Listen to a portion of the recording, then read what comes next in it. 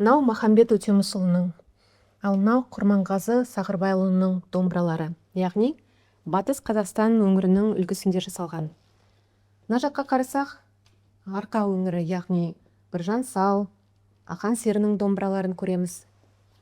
Мынау Абайдың үш шекті домбырасы.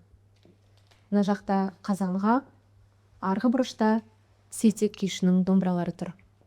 Байқасаңыз, әр біреуінің өзіне ғана сай, ою өрнегі, ерекше пішіні бар. Ал менің қолымдағы бұл Романенко стандарты бойынша жасалған домбыра. Бүгінгі күні әрбір домбырашының қолынан көре аласыз.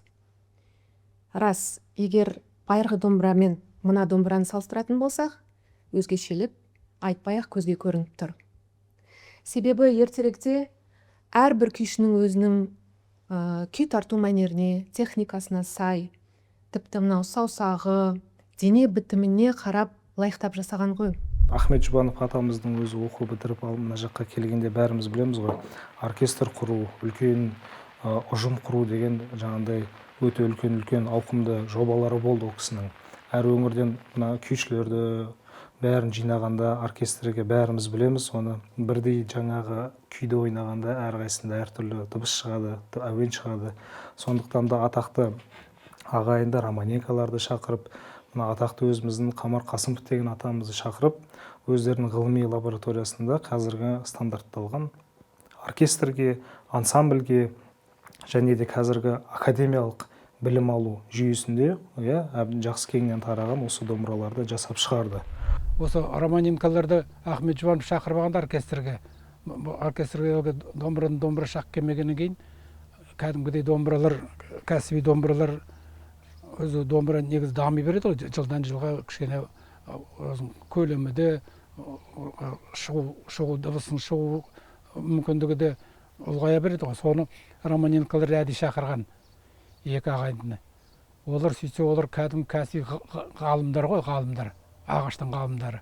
Бәрін зерттеп, біздің мынау мебельный фабрика сондай кәсіпкер адамдарды, ағаш шеберлерін, ағаштың қасиетін білетін адамдар жіберген екен ғой.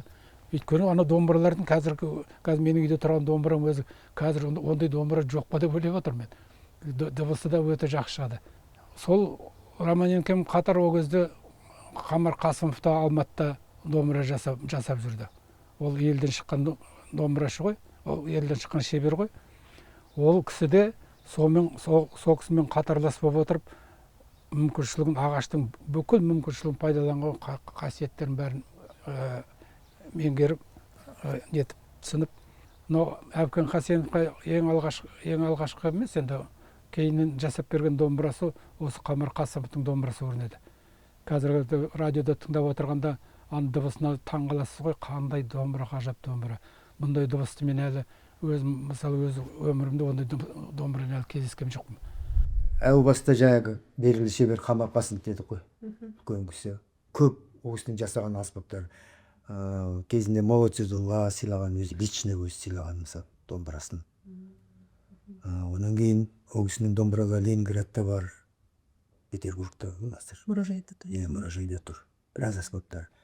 Контрабас, домбырасы, қала домбырасы осы. Енді кезінде кішкене ол бұл кісі енді дәстүрге қарай икемдесе, мысалы ақаңдар керісінше ажыркестерге қарай мен деп соның мен корталарда кішкене түсініспеушілік болған кезінде. Енді ол кісіні көтеруіміз керек, өйткені дәстүрді сақтап қалған бірден бір шебер сол кісі. Қамар Қасымовтың домбырасы. Осы жерде менің көршім бар, мына жерде жақын жерде. Бір күні маған келіп айтады, менде бір домбыра бар, соны маған жөндеп берші деді. Алып келдім мына домбыраны, көзім оттай басылды. Бірден таныдым. Мына неден таныдым, тұрады. Мынаның бәрін көрдің бе? Бұрын кезде мына Асакаровканың домбыраларында тура осы міне суреттер бар. Тура осындай домбыралары. Осындай домбыралар, бірақ мынадарда нескен ғой міне ең. Оларда кішкене қысыңқылау болады да, ұзынырақ. Мына жағы кеңірек болады да. Соның кейін бұны қайдан алдың дедім. Ол айтты, бір күні келе жатсам дейді, бір мусорный үлкен далада неде тұрады ғой, контейнерлер тұрады. Содан жанынан өтіп бара жатсам, домбыраны бас шығыпты дейді біз. Ойлашы өзі. Соң өтіп кетіп барып, біраздан кейін қайтадан машинаны артқа қарай жіберіп, қайтадан келімде дейді, ұялмай барып, жайғыны барып, суырып алсам осы домбыра дейді. Міне, Сізге айналып келіп жатыр. Қалай? Соң кейін маған келгеннен кейін біраз қарап отырдым да, мен айттым енді, мына домбыраны алып қалу керек болды. Мен айттым, мен саған бір жақсы домбыра жасап берейін, мынаны алайын деп. Енді бір қызығы, мен осында Қайрат деген шәкіртім бар. Соған осының көшірмесін жасаттым мен. Тура осы, басына дейін осы міне. Басына дейін осы көшірмесін жасадым. Енді мынаның дыбысы керемет. Мен қазір өтіп көресіз. Мынаның материалы міне. Жаңғақ. Бәрі түгілдей жаңғақ. Мойнын бәрін түгілдей ойып шығарған. Ал енді мынау енді формасын солай жасады, бірақ құрап істеді. Қазір технология байланысты. Енді дыбысты қара қазір.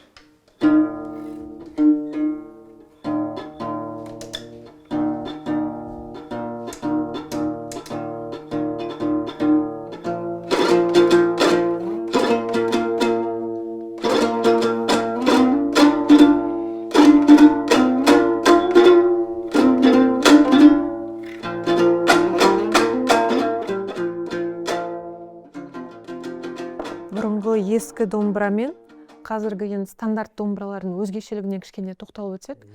Мысалы, қазір тыңдармандар көп күйді түсінбейді деп жатамыз ғой. Соның бірден бір себебі, мысалы, мүмкін тікелей табиғатпен байланыс болмай, мына шектердің өзі бұрынғыдай табиғи емес, леска мысалы. Сол әсер ету мүмкін бе? Күйді түсінуіне. Біз дәстүрді ұмытпауымыз керек. Бұрынғы дәстүрлі домбыраларды шығаруымыз керек. Өйткені бізде мынау енді қазіргі домбыралар. Бұл енді шығармаға, оркестрге бәріне келеді.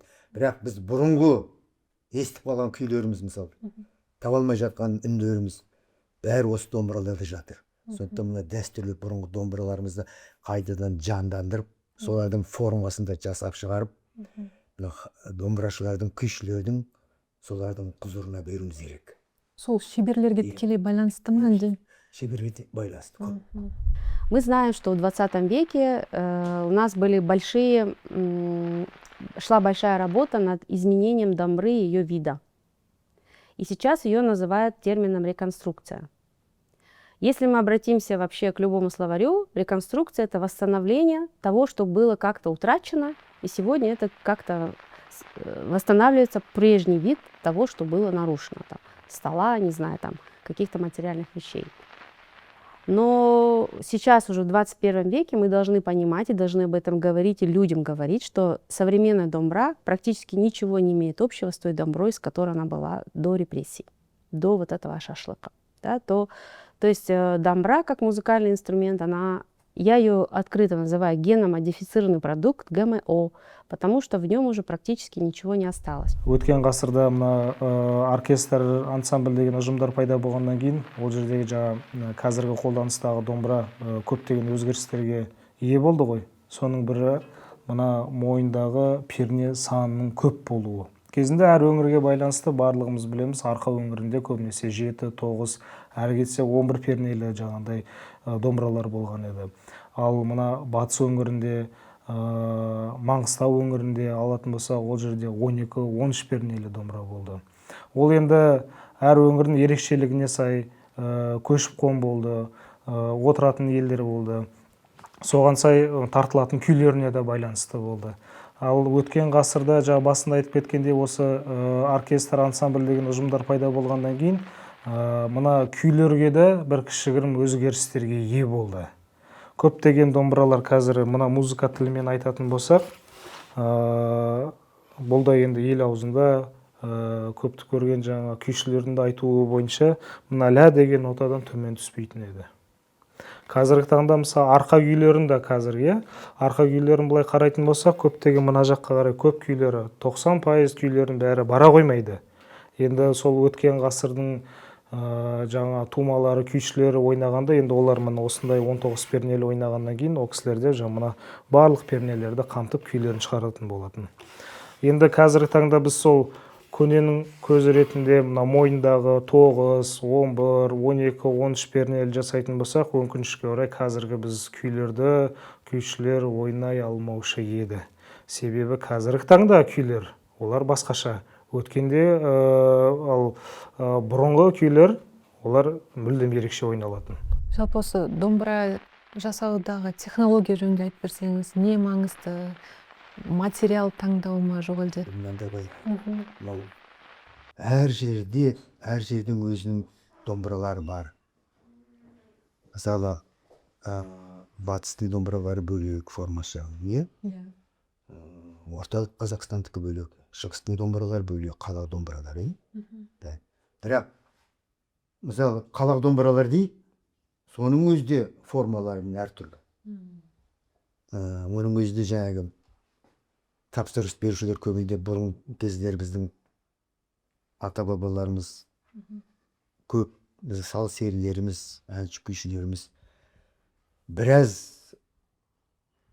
жаңағы өнерпаздарымыз домбыраны өз жасаған екен. Біразы. Бірақ көбінде жаңағы жақсы шеберлерге тапсырыс береді. Сонда домбыралар, әр жердің домбыралары әртүрлі, содан кейін материалды әртүрлі.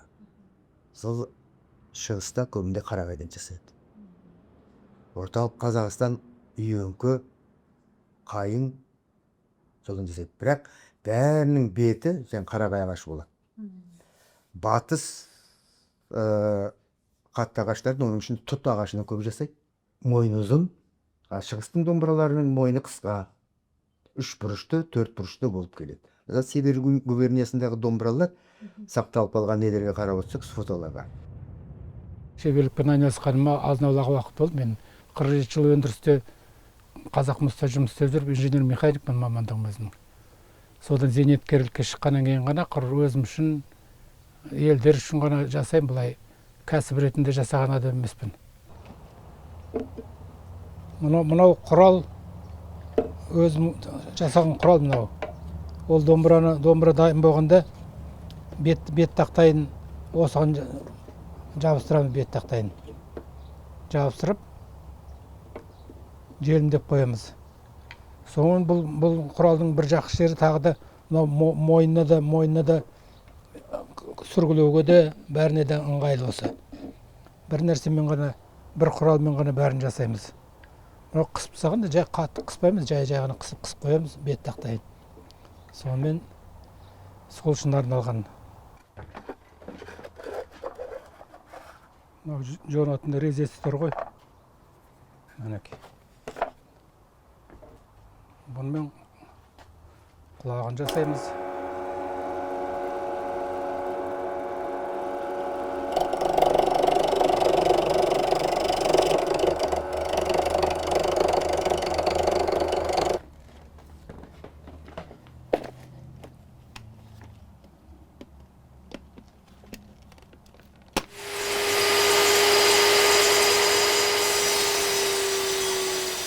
Нөл 6 шек салсам да қоңыр дыбыс шығады, 07 салсам да қоңыр дыбыс шығады. Енді ағашқа байланысты, сол ағаш қиын бізге, ағаш табылы. Мен әлгі домбыраны жасағанда, бір домбыраны жасағанда көп уақыт жасаймын ғой. Мен әлгі құрып жасап бетіндерді ыңғырлатып бере салмаймын. Мен анау сол естіген, өз бала кезімнен естіген дыбысты іздеп жүрмін. Ол дыбыс бөлек дыбыс, қоңыр дыбысты, соны табылмай әлекпіз. Біреу айтты маған, домбыра ол бәрібір қандай ағаш болса да шыға береді деп. Шықпайды ол. Ол домбыра ғылым, барып тұрған ғылым.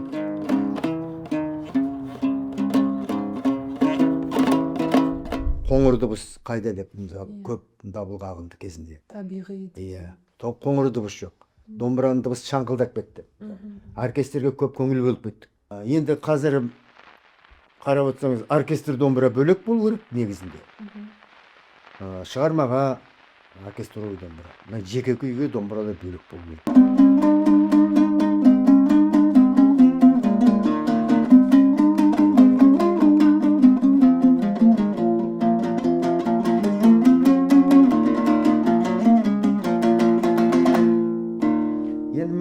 домбыралардың уже жаңа формалары бәрі әртүрлі дедік қой. Енді мына құраған кезде мынандай өзі 7-9 шанақ болып келеді өстіп. Құралады домбыралар өз негізінде. Бұның әсері де бар.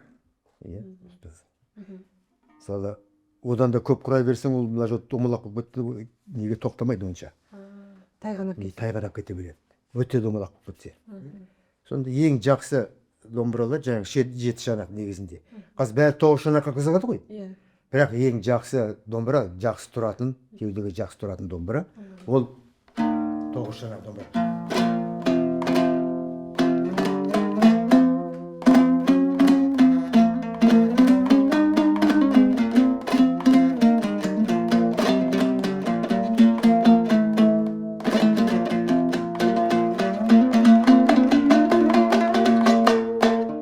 Бетті жабудың технологиясы бұрынғы кездері жаңағындай ағаштан шауып жасаған, бірақ ол жерде дыбысты күшейту, серіппе жасау, сондай болмаған деп айтуға болады.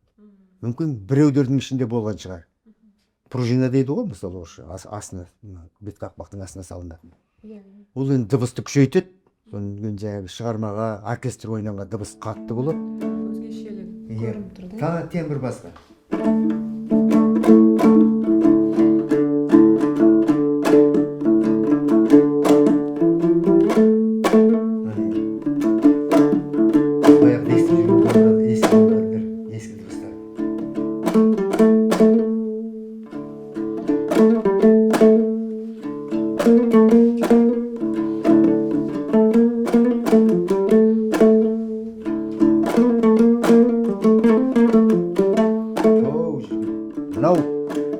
Мөлшермен бір 110 жыл болған домбыра. 110-115 жыл болған домбыра.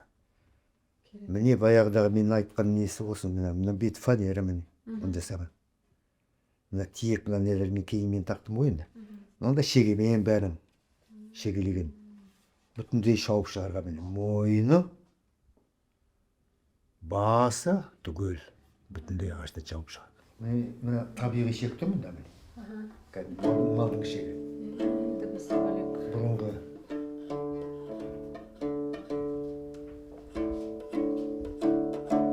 дұрыс.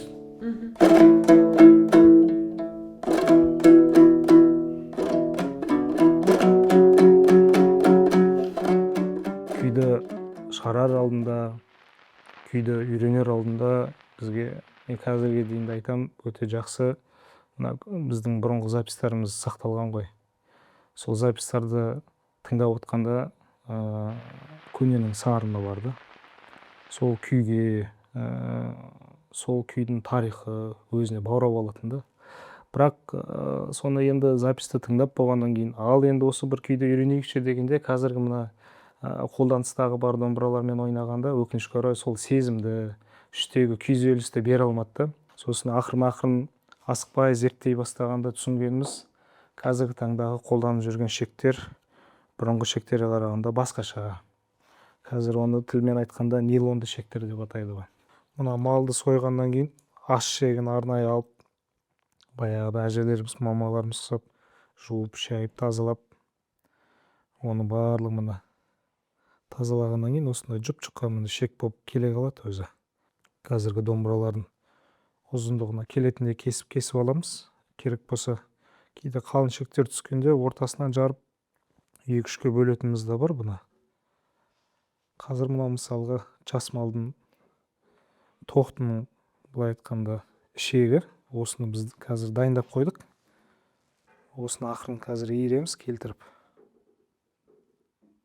Шек деген жалпы осындай жұқа нәрсе ғой.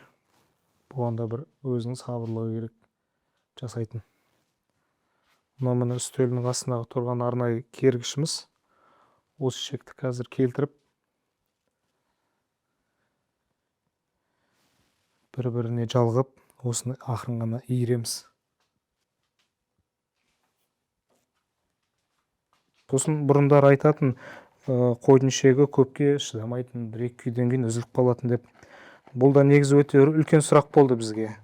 Сол мәселені бізге күрт шешу керек болды да, шектің төзімділігін арттыру керек болды. Сосын көптеген жаңағыдай ғылыми деректерге осы жерден бастап біз жаңағыдай ғылыми зерттеумен айналыса бастадық. Көптеген ақпараттарды оқып, кезінде де скрипканың да аталары бар ғой, виола да гамба дегендер соған тектес, иә. Олардың барлығында да осы малдың шегін иіріп салатын. Арфаның өзіне де сиырдың аш шегін кәдімгі жарып диаметрмен салатын. Солардың жасалу технологияларын бәрін зерттеп қарап, қазіргі таңда біз мына жасап жатқан шегімізді соны біз келтірдік. Бүгін біз домбыра пішінінің неге өзгергенін нақты айта алмаймыз. Бұл арнайы тапсырма болды ма, жоқ әлде жекелеген адамның қалауы болды ма, ол жағы бізге белгісіз. Біздің нақты білетініміз 1968 жылы 27 ақпанда Қазақ Министрліктер Советінің арнайы қаулысы шықты. Сол қаулыға сәйкес аспаптар қайта жасалып, қолданыста жүрген аспаптардың жаңа стандарты бекітілді. Сол ресми қаулыдан кейін домбыра пішіні, құрылымы, шектері, жалпы үні өзгеріске ұшырады. Қазақтың қара домбырасының пішіні өзгергеннен кейін әрине ол күйге де әсер етпей қоймайды. Бір қарағанда домбыраның пішінін өзгертудің еш әсері жоқ сияқты. Дегенмен байланыс бар. Мысалы, әрбір орындаушының өзгешеліктері болады. Бір домбырашының қолы жуан, екіншісінікі жіңішке. Біреуінің бойы ұзын, басқасынікі қысқа. Яғни домбыра әр адамның саусағына, иық пен шынтақ арасына, тіпті дене бітіміне қарай соған лайықталып жасалған. Бүгінгі күні домбырашылар күй тартудағы табиғи тілінен айырылғанының бір себебі осы да болуы мүмкін.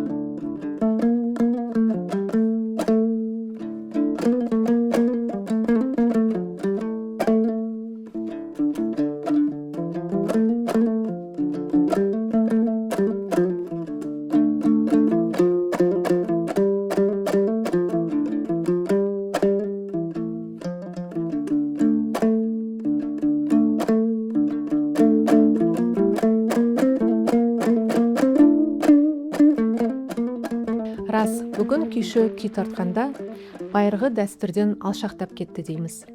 Орындаушылық мәнерінен кемшілік іздейміз, күй үйренудегі мектебінен кемшілік іздейміз. Ал шын мәнісінде домбыра мен күйші арасындағы байланыс бар ғой. Адуын мінезді күйші болса, оның қайсар домбырасы болмас па? Ойшыл күйшінің серігі күмбірлеген сырлы домбыра болмас па? Осы екеуінің арасындағы жұпты жарастырар дәнекер шебер емес пе? Үшеуі қосыла келе, күй тартылу дәстүрін қалыптастырмайтын беді. Отарлық саясат, ресми қаулылар ең біріншіден осы жарасымды байланысты бұзды.